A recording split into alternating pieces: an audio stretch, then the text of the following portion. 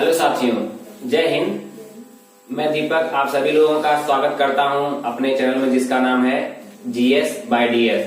आज हम general English के सेक्शन में एक वीडियो बनाएंगे जिसका नाम है प्रीपोजिशन। देखिए, प्रीपोजिशन बहुत ही कंफ्यूजिंग चैप्टर है, लेकिन आप इसको बहुत बारीकी से एकदम बढ़िया से देखेंगे, एकदम आसान भाषा में। ठीक है, सबसे पहले एक हम जो है आप लोगों को चेतावनी दे रहे हैं कि प्रीपोजिशन को कभी भी हिंदी में पढ़ने का प्रयास ना कीजिए, क्योंकि हिंदी में पढ़ने से जो कॉन्सेप्ट क्लियर नहीं हो पाता है।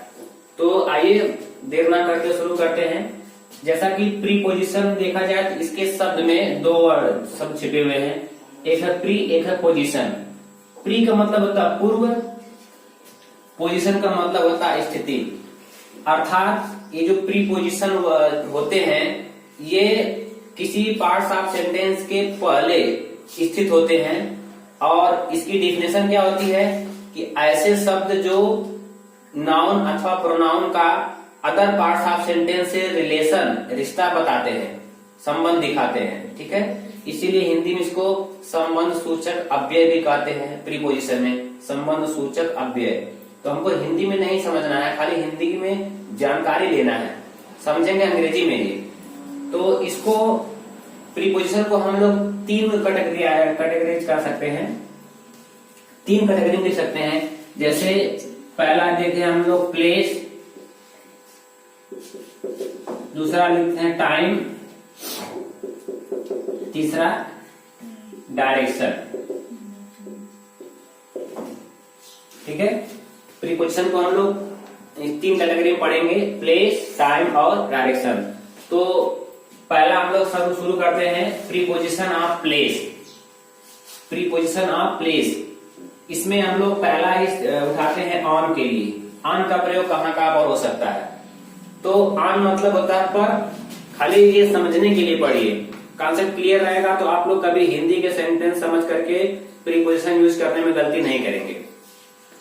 जैसे पर का मतलब होता है कोई भी वस्तु किसी दूसरी वस्तु के सरफेस पर अगर होगी तो वहां पर ऑन का प्रयोग होगा। जैसे ये मार्कर मेरी हथेली पर है तो हम कह सकते हैं this marker is on my palm, यानी कि यहां से सतह पर संपर्क है, इस वस्तु का सतह पर संपर्क है। इसके कुछ उदाहरण और देखते हैं।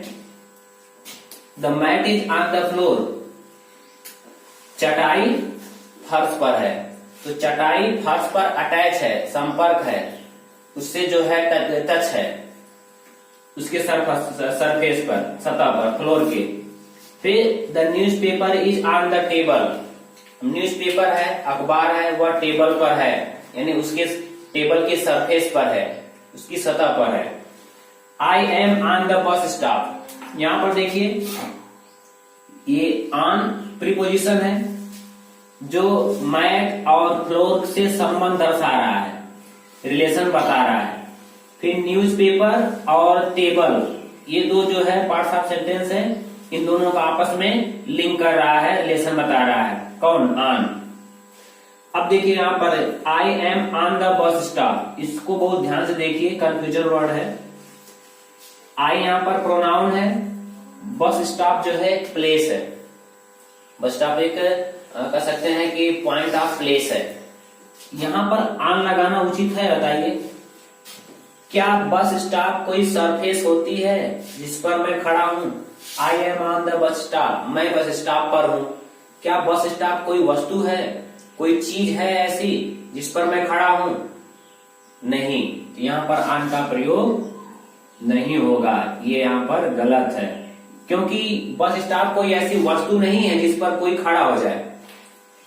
ये तो एक समझ लीजिए कि लोकेशन है, समझ लीजिए एक पॉइंट है, कह सकते हैं कि एक कोई जगह है, उसका एक पॉइंट है, तो यहाँ पर ऑन का प्रयोग नहीं होगा। तो किसी सरफेस को दिखाने के लिए इसका हमने उदाहरण दिया। अभी नेक्स्ट, अब इसका एक स्क्रीनशॉट लीजिए, हम नेक्स्ट स्लाइड में समझते हैं इसको। अब देखिए हम लोग इस स्लाइड में पढ़ते हैं ऑन का प्रयोग दिन और तारीखों को दिखाने के लिए भी किया जाता है। जैसे आप लोग देखिए, सी विल कम ऑन वेंसडे, वह बुधवार को आएगी। अब यहाँ पर तो नहीं आ रहा है, लेकिन फिर भी आन का प्रयोग किया जा रहा है। तो पहले वाले में स्लाइड में हमने पढ़ा कि आन का प्रयोग दो वस्तुओं के सरफेस पर जब संपर्क होगा तब आन का प्रयोग होता है, लेकिन दिन और तारीखों को दिखाने के लिए भी आन का प्रयोग होता है। इसीलिए मैंने पहले ही कह दिया कि आप सभी लोगों को प्रीपोजिशन को इंग्लिश में समझना है, इंग्लिश में पढ़ना है। अगला है he met me on Sunday, वह मुझसे रविवार को मिला। अब यहाँ पर को आ रहा है तो कैसे रविवार, वह मुझसे रविवार को मिला, तो ऐसे थोड़ी कहें कि वह मुझे रविवार पर मिला। लेकिन याद रखिए जो ये हमने दिखाया कि दिन और तारीखों को दिखाने के लिए भी ऑन का प्रयोग होता है, तो इस बात पर आप लोग गौर कीजिएगा। तो on Sunday, on Monday, on Tuesday. फिर एम के गांधी वाज बॉर्न ऑन 2 अक्टूबर 1869। मोहनदास करमचंद गांधी, जिसे हम महात्मा गांधी कहते हैं, उनका जन्म 2 अक्टूबर 1869 ईस्वी को हुआ था। तो हमने इस स्लाइड में देखा कि आन का प्रयोग हम लोग जो है दिन और तारीखों को दिखाने के लिए भी करते हैं।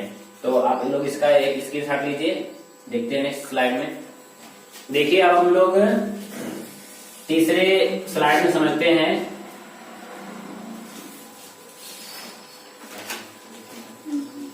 कि आन का प्रयोग किसी डिवाइस, इसे हिंदी में कहते हैं यंत्र या मशीन को दिखाने के लिए भी किया जाता है।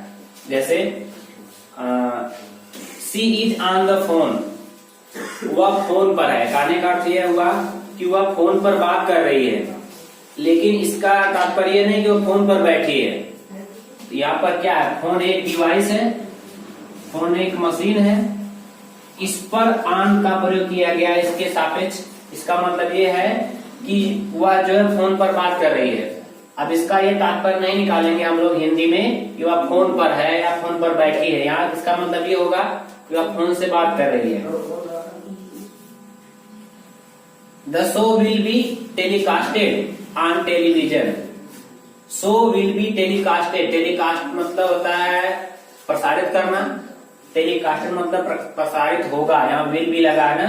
ऑन टेलीविजन, टेलीविजन ज्यादा यूज करने वाला है, कॉमन वर्ड है। टेलीविजन मतलब टीवी, कोई भी शो देखिए टीवी पर आता है, जैसे द कपिल शर्मा शो या द कॉफी विथ करण, ये सब जो है शो आते हैं टेलीविजन पर आते हैं। तो यहाँ पर का यूज हो रहा है, लेकिन उसके लिए ऑन का प्रयोग किया जा रहा है। The show will be telecasted on television. तीसरे में ही हैज बीन ऑन कंप्यूटर, इसको समझिए ध्यान से, वह कंप्यूटर पर है। इसका तात्पर्य हो रहा है कि वह कंप्यूटर पर कार्य कर रहा है।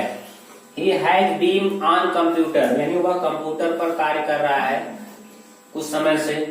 She is solving the maths question on calculator, वह मैथ्स यानी गणित के प्रश्न को कैलकुलेटर से हल कर रही है।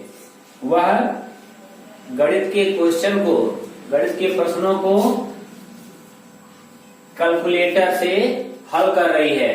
तो यहाँ पर हमने देखा इस स्लाइड में कि किसी भी डिवाइस या मशीन को दिखाने के लिए भी ऑन का प्रयोग होता है। तो आप इसका एक स्क्रीनशॉट लीजिए, हम लोग नेक्स्ट स्लाइड में मिलते हैं। देखिए हम लोग इसमें देखेंगे कि ऑन का प्रयोग हमारे शरीर के किसी अंग को दिखाने के, दर्शाने के लिए, या कोई भी वस्तु हमारे शरीर के किसी अंग पर स्पर्श करती है तब वहां पर भी ऑन का प्रयोग लगाते हैं। जैसे the ice cream fell on my leg, ice cream मेरे पैर पर पड़ी या गिर पड़ी। Ice cream fell on my leg, यहाँ पर ऑन प्रीपोजिशन है, लेग पैर शरीर का भाग है, यहाँ पर जो है ऑन का प्रयोग हुआ। ठीक। My mother kissed me on forehead, यानी मेरी माँ ने माथे पर मुझे किस किया, तो यहाँ पर ऑन का प्रयोग किया गया। फोरहेड मतलब मस्तक, माथा, तो यहाँ पर भी शरीर का एक अंग है तो वहां पर ऑन का प्रयोग किया जाएगा। तीसरा है she wears her engagement ring on her finger. अब ध्यान से देखिए यहाँ पर ऑन का प्रयोग हुआ है, अक्सर कंफ्यूज रहेंगे लोग कि यहाँ पर इन का प्रयोग होना चाहिए था, लेकिन नहीं, क्योंकि एक बॉडी पार्ट है। उंगली क्या है, उंगली एक बॉडी पार्ट है, तो उंगली एक बॉडी पार्ट है तो वहां पर जो हम ऑन का प्रयोग करेंगे। तो ऑन का प्रयोग सी वियर्स हर एंगेजमेंट रिंग, वह अपनी सगाई की अंगूठी अपनी उंगली में पहनती है। इसका अर्थ ये हुआ। तो यहाँ पर भले इसका अर्थ में आ रहा है लेकिन आन का प्रयोग ही होगा, क्योंकि ये एक बॉडी पार्ट है। तो हम लोग आन का प्रयोग इसमें देख लिए। एक नेक्स्ट स्लाइड में देखते हैं एक और, आप इसका एक स्क्रीनशॉट ले लीजिए। देखिए हम लोग आन का प्रयोग किसी वस्तु की दशा या स्टेट, उसको अंग्रेजी में बोलते हैं स्टेट, को दर्शाने के लिए भी करते हैं। ये बहुत कंफ्यूजन वाला होता है। जैसे MS Dhoni was on fire last night, यहाँ पर ऑन लगा है।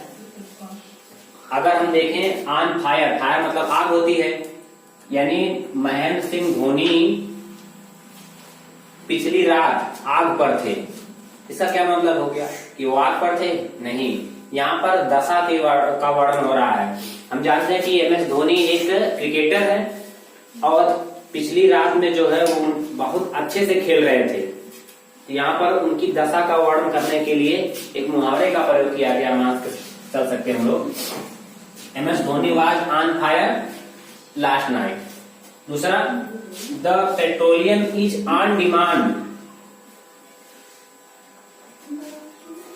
पेट्रोलियम मांग पर है इस समय। आप सभी लोग जानते हैं कि जो पेट्रोलियम है इसकी जो है मांग बहुत ज्यादा है।